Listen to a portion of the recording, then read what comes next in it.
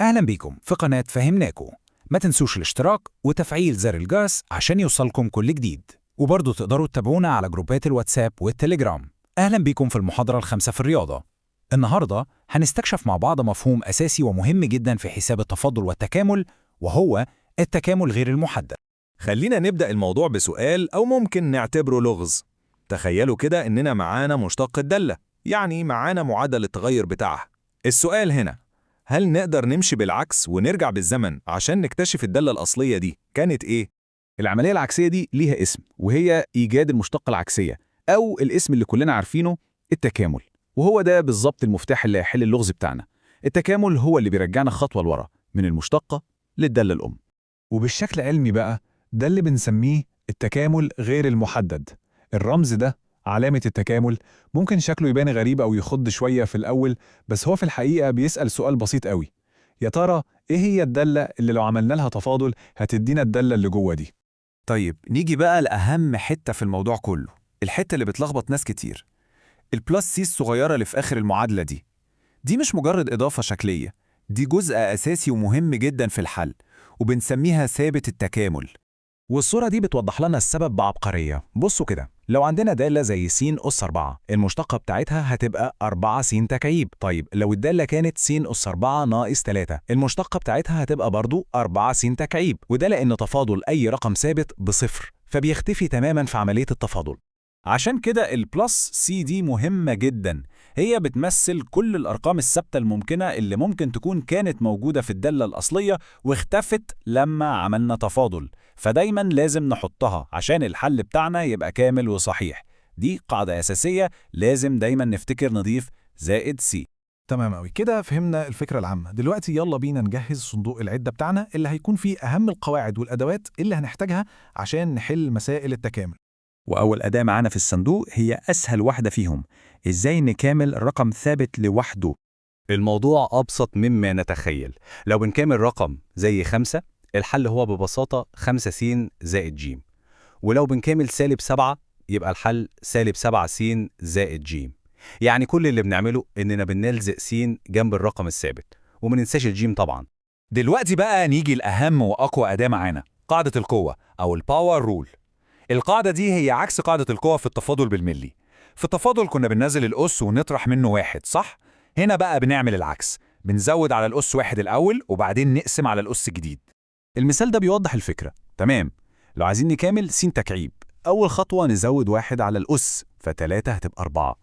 تاني خطوة نقسم على الأس الجديد ده اللي هو 4، فالناتج يبقى ربع س أس 4. والقاعدة دي شغالة مع أي أس، سواء موجب سالب أو حتى كسر. القاعدة اللي جاية دي بتسهل علينا الحل جدا. لو عندنا رقم ثابت مضروب في الدالة مش محتاجين نلخبط نفسنا بيه، نقدر بكل بساطة نطلعه بره علامة التكامل خالص ونحل مسألتنا، وفي الآخر نرجع نضربه في الناتج. يعني زي ما شايفين هنا، بدل ما نتعامل مع تكامل 7 س أس 4 مرة واحدة، ممكن نركن السبعة على جنب كده ونقول لها استني شوية، نكامل س أس 4 لوحدها، وبعد ما نطلع الناتج نبقى نضربه كله في 7. ده بيخلي الخطوات أبسط وأوضح.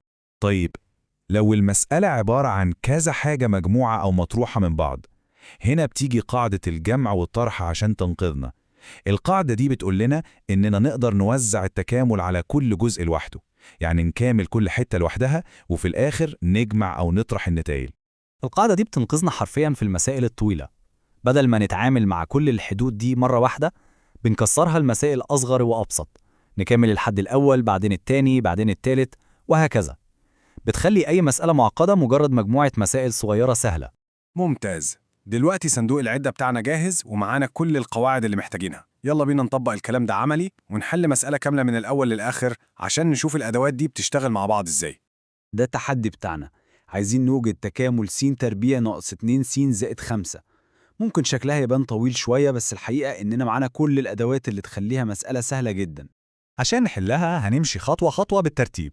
أول حاجة هنستخدم قاعدة الجمع والطرح ونوزع التكامل على ال3 حدود. هيبقى عندنا تكامل س تربيع لوحده، وتكامل -2 س لوحده، وتكامل 5 لوحدها. بعدين نمسك كل تكامل ونطبق عليه القاعدة المناسبة، وفي الآخر خالص نجمع كل النواتج اللي طلعت. وطبعا ما ننساش أهم خطوة في الآخر، البلس. وتعالوا نشوف الحل النهائي بالتفصيل. أول جزء تكامل س تربيع، هنطبق قاعدة القوة، نزود على الأس 1 يبقى 3 ونقسم على الأس الجديد 3، فالناتج يبقى تلت س تكريب. تاني جزء سالب 2 س، السالب 2 ده ثابت هنطلعه بره، هيبقى تكامل س اللي هي س أس 1، نزود على الأس 1 يبقى 2 ونقسم على 2 يبقى الناتج نص س تربيع، نضربها في السالب 2 اللي طلعناها بره يبقى الناتج النهائي سالب س تربيع. آخر جزء تكامل 5، ده ثابت فتكامله 5 س، نجمع بقى كل ده على بعضه يبقى الحل النهائي تلت س تكعيب ناقص س تربيع زائد 5 س، وطبعا زائد الثابت س. وبنفس الطريقة بالظبط نقدر نحل المثال التاني الأصعب شوية. أهم حاجة بس هي تجهيز المسألة الأول، يعني نحول الجذور لأسس كسرية ونطلع أي متغيرات في المقام فوق بأس سالب، وبمجرد ما المسألة تتجهز بتبقى مجرد تطبيق مباشر للقواعد اللي اتعلمناها. إذا أهم حاجة نطلع بيها من الشرح ده هو إننا لو فهمنا إن التكامل هو ببساطة العملية العكسية للتفاضل، هنلاقي إن كل قواعده منطقية وسهلة، وكل قاعدة بنتعلمها هي مجرد أداة جديدة بنضيفها لصندوق العدة بتاعنا عشان نقدر نحل مسائل أكبر وأعقد. وده بيوصلنا لآخر سؤال يخلينا نفكر في اللي جاي. القواعد الأساسية اللي اتعلمناها دي ممتازة، لكن للأسف مش بتحل كل حاجة. يا ترى هنعمل إيه لو قابلتنا مسألة أعقد من كده؟ مسألة القواعد دي مش هتنفع معاها. هنا بقى بيبتدي عالم التكامل يكبر، وبنحتاج نتعلم تقنيات وأساليب متقدمة أكتر، وده اللي هنستكشفه مع بعض في المحاضرات الجاية.